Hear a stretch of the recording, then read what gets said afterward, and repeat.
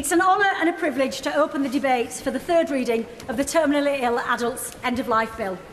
It has been a long journey to get here, and I do not underestimate the significance of this day. It is not often we are asked to wrestle with issues of morality, ethics and humanity. But with great privilege of this job comes great responsibility, and never more so than at a time like this. Benjamin Franklin told us that in this world, nothing can be said to be certain except death and taxes. In this House, we debate the latter incessantly. But here, and in the country as a whole, discussing death is something we tend to shy away from.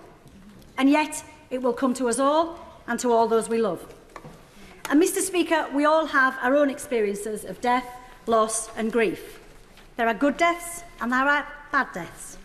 And I, like many, have experienced both. Mr. Speaker, I appreciate that for some colleagues the journey to this point has been a difficult one. And I want to pay tribute to the way in which the overwhelming majority of members have approached this subject. Yeah. The second reading back in November was quite rightly seen as an example of Parliament at its best.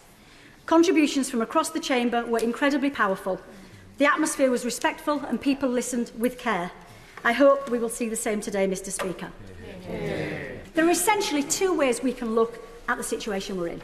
We can look through a legal lens. As legislators, we have a duty to change the law where it is failing. And when the last 4 directors of public prosecutions tell us that the law needs to change, surely we have a duty to listen. We need scrutiny before people die, not after. But most importantly, there is the human lens, which is how I approach most things.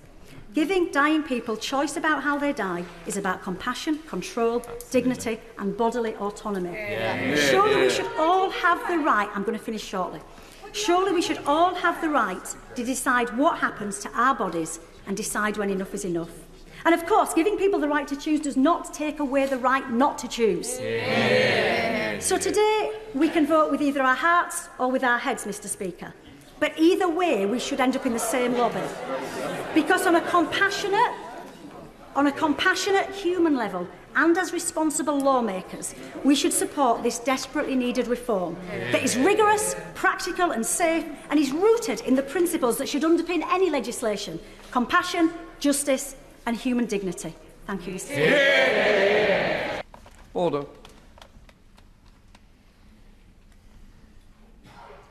The ayes to the right, 314. The noes to the left, 291.